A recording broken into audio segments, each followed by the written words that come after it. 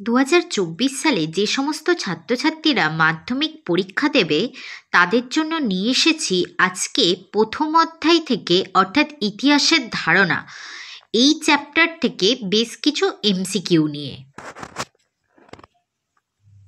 দেখো, প্রথম প্রশ্নটি রয়েছে ইতিহাস হলো, উত্তরটি হবে অতীতের বাস্তবতার অনুসন্ধান। দ্বিতীয় প্রশ্নটি রয়েছে ইতিহাস চর্চাকারী ব্যক্তি যে নামে পরিচিত তা হলো ঐতিহাসিক। এখানে 4টি করে অপশান আছে, যে কোনো একটি বেছে লিখতে হবে। আমি তোমাদেরকে শুধু উত্তরগুলোই বলে দিচ্ছি।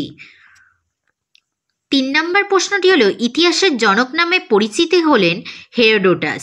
4 নম্বর প্রশ্নটি হলো হিস্টোরিয়া নামক শব্দ থেকে হিস্ট্রি কথার উদ্ভব। শব্দটি হলো গ্রিক শব্দ। 5 নম্বর প্রশ্নটি হলো পেশাদারী ইতিহাস রচনা শুরু করেন লিওপোল্ড র্যাঙ্কে। দেখো, 6 নম্বর প্রশ্ন ঐতিহাসিক তথ্য বলতে বোঝায়, এখানে 4টি অপশান দেওয়া আছে। ক অতীত ঘটনা, খ সমসাময়িক ঘটনা, গ ঐতিহাসিক গল্পকথা, আর ঘ অতীতের নথিবদ্ধ তথ্য। এর উত্তরটি হবে ঘ অতীতের নথিবদ্ধ তথ্য। 7 নম্বর প্রশ্নটি হলো ঐতিহাসিক তথ্যের ব্যাখ্যা বা বিশ্লেষণ নির্ভরকারী একটি গুরুত্বপূর্ণ উপাদান হলো অপশান ক তথ্যের ব্যবহারকারী। 8 নম্বর প্রশ্নটি হলো ইতিহাস হলো অতীত ও বর্তমানের অন্তহীন কথোপকথন। এই মন্তব্যটি কার? অপশান ঘ E.H. কার। 9 নম্বর প্রশ্নটি হলো তথ্য অনুসন্ধানের আগে ঐতিহাসিককে অনুধাবন করুন। এই মন্তব্যটি কার? উত্তরটি হলো G.M. ট্রেভেলিয়ান। দেখো, 10 নম্বর প্রশ্নটি হলো যে ইতিহাস আমরা পড়ি তা তথ্যের উপর প্রতিষ্ঠিত হলেও তা সঠিকভাবে তথ্যভিত্তিক নয়, বরঞ্চ এক সারি স্বীকৃত অভিমত একথা কে বলেছেন? এর উত্তরটি হবে জি ব্যারাঙ্ক। 11 নম্বর প্রশ্নটি হলো অ্যানালস পত্রিকা গোষ্ঠী গড়ে উঠেছিল কোথায়? ফ্রান্সে। 12 নম্বর প্রশ্নটি হলো অ্যানালস পত্রিকার মূল উদ্দেশ্য ছিল সামাজিক ইতিহাস।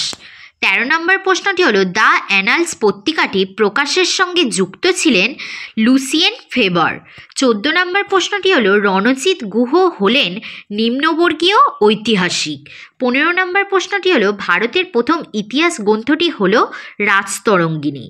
16 নম্বর প্রশ্নটি হলো ভারতের নিম্নবর্গের ইতিহাস চর্চার প্রবক্তা হলেন রণজিৎ গুহ। 17 নম্বর প্রশ্নটি হলো যারা নতুন সামাজিক ইতিহাসের বিষয়বস্তু, অপশান নাম্বার গ সাধারণ মানুষ।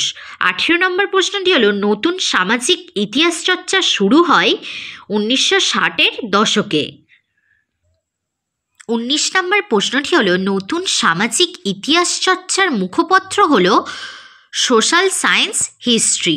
20 নম্বর প্রশ্নটি হলো ইউরোপে ক্রীড়া ইতিহাসের চর্চা শুরু হয়েছিল 1970-এর দশকে। 21 নম্বর প্রশ্নটি হলো ক্রিকেট খেলার উদ্ভব হয়েছিল কোথায়?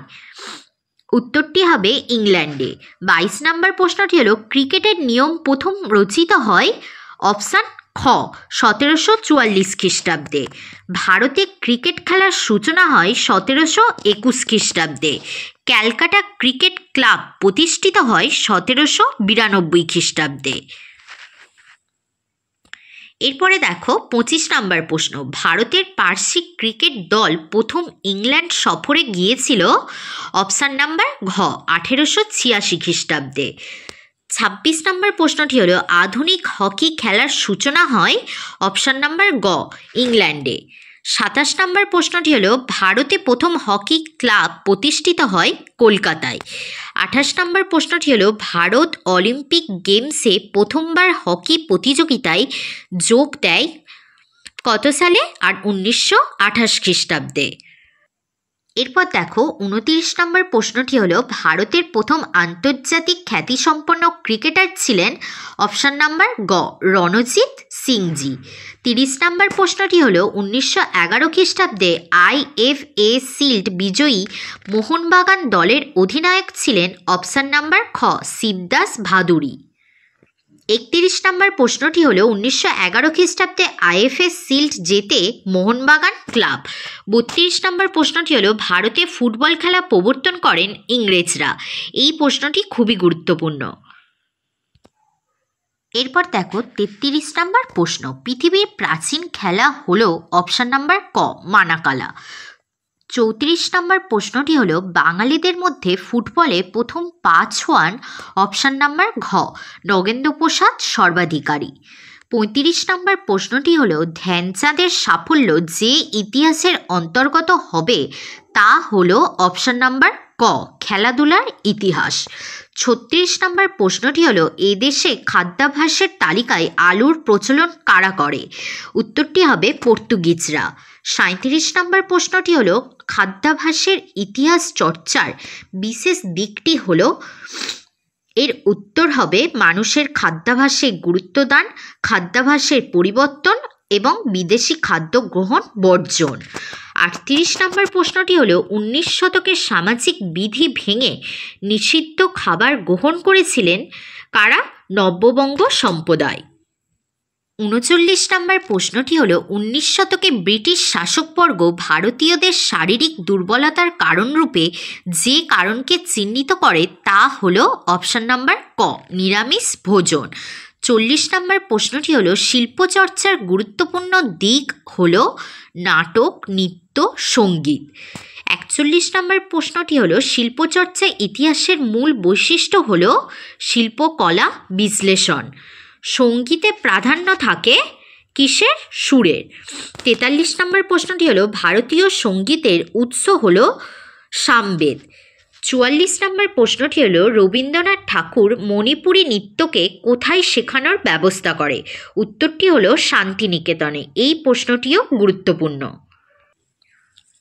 দেখো 45 নম্বর প্রশ্নটি হলো রবীন্দ্রনাথের পরে ভারতীয় নৃত্যকে জনপ্রিয় করে তোলেন? উত্তরটি হবে উদয়শঙ্কর। 46 নম্বর প্রশ্নটি হলো উদয়শঙ্কর তার নৃত্য প্রশিক্ষণ কেন্দ্র গড়ে তোলেন আলমোড়ায়। 47 নম্বর প্রশ্নটি হলো নাটকের অভিনয় কোন ধারায় অঙ্গীভূত? এর উত্তরটি হলো শিল্পকলা। 48 নম্বর প্রশ্নটি হলো 19 শতকে বাংলা সঙ্গীত রূপে প্রবর্তিত হয় টপ্পা। 49 নম্বর প্রশ্নটি হলো কলকাতায় হিন্দু থিয়েটার প্রতিষ্ঠিত হয় 1831 খ্রিস্টাব্দে। 50 নম্বর প্রশ্নটি হলো নটি বিনোদিনী ছিলেন 19 শতকের শেষ ভাগের একজন বিখ্যাত রঙ্গমঞ্চ অভিনেত্রী। 51 নম্বর প্রশ্নটি হলো 19 শতকের শেষ ভাগের একজন বিখ্যাত রঙ্গমঞ্চ অভিনেতা ছিলেন গিরিশচন্দ্র ঘোষ। 52 নম্বর প্রশ্নটি হলো সাধারণত যাকে ভারতীয় চলচ্চিত্রের জনক বলা হয় তিনি হলেন অপশান নাম্বার ক দাদা সাহেব ফালকে। 53 নম্বর প্রশ্নটি হলো পথের পাঁচালী ছবির পরিচালক ছিলেন সত্যজিৎ রায়। 54 নম্বর প্রশ্নটি ভারতের প্রথম সচল ছবি নির্মিত হয় 1896 খ্রিস্টাব্দে।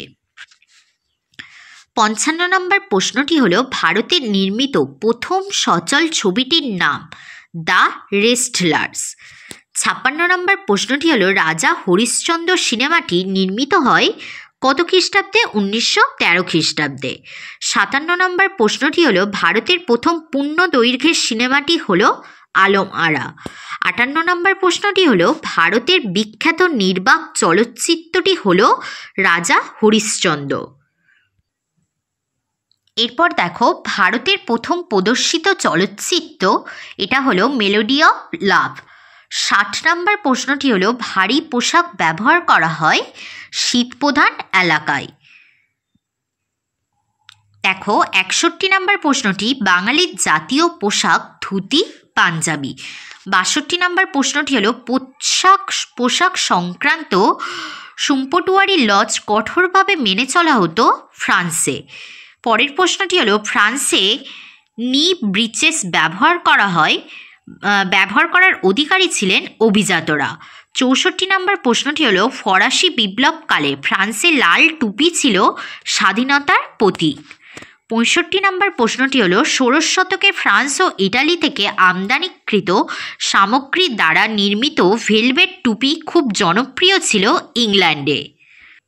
66 নম্বর প্রশ্নটি হলো, ইংল্যান্ডে নারীর ভোটাধিকারের পাশাপাশি পোশাক সংক্রান্ত আন্দোলনের সূচনা হয় অপশান নাম্বার খ 1830-এর দশকে। 67 নম্বর প্রশ্নটি হলো, নারীদের পোশাক পরিচ্ছদ সংক্রান্ত সংস্কারের ক্ষেত্রে উল্লেখযোগ্য ব্যক্তিত্ব অ্যামিলিয়া ব্লুমার ছিলেন মার্কিন যুক্তরাষ্ট্রের নাগরিক। 68 নম্বর প্রশ্নটি হলো, নারীদের পোশাক পরিচ্ছদে ব্যাপক পরিবর্তন এনেছিল প্রথম বিশ্বযুদ্ধের পর। 69 নম্বর প্রশ্নটি হলো, প্রথম বিশ্বযুদ্ধের পর ইউরোপে নারীদের পোশাক পরিচ্ছদের ক্ষেত্রে গুরুত্ব লাভ করে।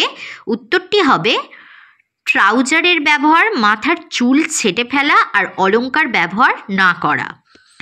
70 নম্বর প্রশ্নটি হলো, ভারতে পাশ্চাত্য পোশাকের ব্যবহার শুরু হয় অপশান নাম্বার গ 19 শতকে।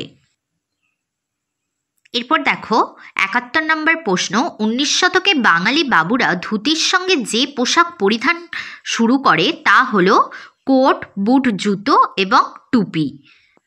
72 নম্বর প্রশ্নটি হলো, 20 শতকের গোড়ায় বাঙালি বাবুদের পাশ্চাত্য পোশাক রীতির ছবি চিত্তে ফুটিয়ে তোলেন অপশান নাম্বার ক রবীন্দ্রনাথ ঠাকুর। 73 নম্বর প্রশ্নটি হলো, ভারতে রেলপথ চালু হয় অপশান নাম্বার খ 1853 খ্রিস্টাব্দে। 74 নম্বর প্রশ্নটি হলো, কলকাতায় বৈদ্যুতিক ট্রাম চালু হয় 1902 খ্রিস্টাব্দে। পরের প্রশ্ন, পিচ দেওয়া রাস্তা নির্মাণ করেন জন ম্যাকাডেম। এরপরের প্রশ্ন, ইংল্যান্ডে প্রথম রেলপথ চালু হয় 1830 খ্রিস্টাব্দে। এরপর রয়েছে ভারতের রেলপথ টেলিগ্রাফ ব্যবস্থা প্রবর্তন করেন লর্ড ডালহৌসি। 78 নম্বর প্রশ্নটি হলো, টেলিগ্রাফ ব্যবস্থা বন্ধ হয়ে যায় 2013 খ্রিস্টাব্দে। পরের প্রশ্ন হলো, ইউরোপে যানবাহনের ক্ষেত্রে ব্যাপকভাবে বাষ্পশক্তির ব্যবহার শুরু হয় 19 শতকে। এরপর বাষ্পচালিত ইঞ্জিন আবিষ্কৃত হয় 1688 খ্রিস্টাব্দে। 81 নম্বর প্রশ্নটি হলো, বাষ্পচালিত রেল ইঞ্জিন আবিষ্কার করেন জর্জ স্টিফেনসন। এর পরের প্রশ্ন, হাওড়া থেকে হুগলি রেল চালু হয় 1854 খ্রিস্টাব্দে।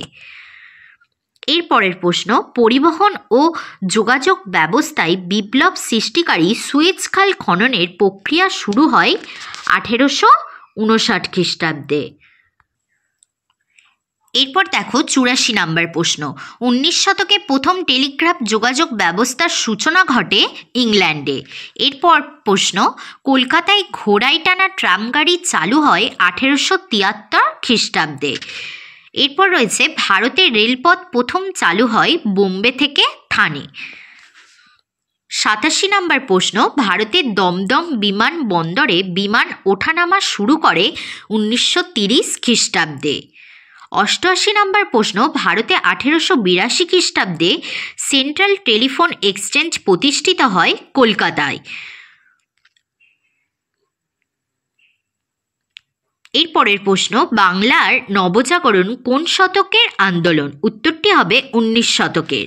এরপরের প্রশ্ন, আধুনিক ভারতীয় চিত্রশিল্পের আদি পর্বের অন্যতম খ্যাতনামা শিল্পী ছিলেন? উত্তরটি হবে অপশান নাম্বার ঘ রবি বর্মা। এরপর 91 নম্বর প্রশ্নটি, আধুনিক ভারতীয় চিত্ররীতির জনক ছিলেন? অপশান নাম্বার গ অবনীন্দ্রনাথ ঠাকুর। 92 নম্বর প্রশ্নটি, 1864 খ্রিস্টাব্দে আর্ট স্কুল প্রতিষ্ঠিত হয় কলকাতায়। 93 নম্বর প্রশ্নটি, ব্যঙ্গচিত্রের জন্য ঠাকুরবাড়ির বিখ্যাত ব্যক্তিটি হলেন? অপশান নাম্বার ঘ গগনেন্দ্রনাথ ঠাকুর। 94 নম্বরটি প্রশ্ন, অবনীন্দ্রনাথের অন্যতম খ্যাতিমান শিষ্য ছিলেন? অপশান নাম্বার ঘ নন্দলাল বসু। 95 নম্বর প্রশ্নটি হলো, দ্বিতীয় বিশ্বযুদ্ধ সমকালীন শিল্পীদের মধ্যে অন্যতম ছিলেন জয়নুল আবেদিন। পরের প্রশ্ন, বাণিজ্যিকভাবে ফটো তোলার চল শুরু হয়? অপশান নাম্বার ক 1839 খ্রিস্টাব্দে। দেখো এর পরের প্রশ্ন, 1857 খ্রিস্টাব্দে ফটোগ্রাফির সাহায্যে বিদ্রোহের ছবি তোলা হয়েছিল? উত্তরটি হবে লখনৌয়ের, কলকাতার এবং বোম্বাইয়ের। দেখো এর পরের প্রশ্ন, ফটোগ্রাফ ইতিহাসের কথা বলে, কথাটি সত্য না মিথ্যা? উত্তরটি হবে সত্য। 99 নম্বর প্রশ্নটি হলো, স্বাধীনতা আন্দোলনের ইতিহাস রচনায় ফটোগ্রাফের ভূমিকা ছিল গুরুত্বপূর্ণ। 100 নম্বর প্রশ্নটি হলো, দৃশ্যশিল্পের অন্তর্গত দিকগুলি হলো ছবি আঁকা, ফটোগ্রাফি এবং ডিজিটাল ফটোগ্রাফি। 101 নম্বর প্রশ্নটি হলো, বাণিজ্যিকভাবে ক্যামেরা ছবি বা ফটোগ্রাফির সূচনা হয় 1839 খ্রিস্টাব্দে। 102 নম্বর প্রশ্নটি হলো, 19 শতকে ও 20 শতকে ভারতের দৃশ্যশিল্পীদের মধ্যে উল্লেখযোগ্য ছিলেন স্যামুয়েল বোন, লালা দীনদয়াল এবং রবি ভার্মা। 103 নম্বর প্রশ্নটি হলো, ইন্টারনেট শব্দটির বাংলা প্রতিশব্দ হলো অন্তর্জাল। 104 নম্বর প্রশ্নটি হলো, ইন্টারনেটের আবির্ভাব হয় 1990-এর দশকে। পরের প্রশ্ন, বহির্বিশ্ব তথা ভারতে ইন্টারনেট প্রযুক্তির উপর কোনো নিয়ন্ত্রণ আছে কি? উত্তরটি হবে ভারতে আছে, বিশ্বে আছে।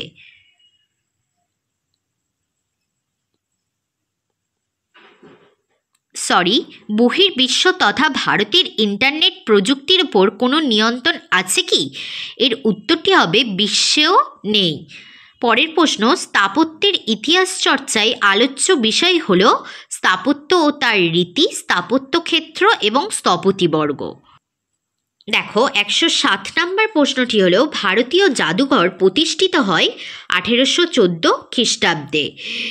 108 নম্বর প্রশ্নটি হলো, ভিক্টোরিয়া মেমোরিয়ালের প্রতিষ্ঠা কাল হলো 1921 খ্রিস্টাব্দ। এবং শেষ প্রশ্নটি হলো, বেলুড় মঠ প্রতিষ্ঠিত হয়? উত্তরটি হবে অপশান নাম্বার গ, 1935 খ্রিস্টাব্দে। এই ভিডিওতে তোমাদেরকে মোট 109টি এমসিকিউ করানো হলো। এগুলো তোমরা অবশ্যই ভালোভাবে করবে।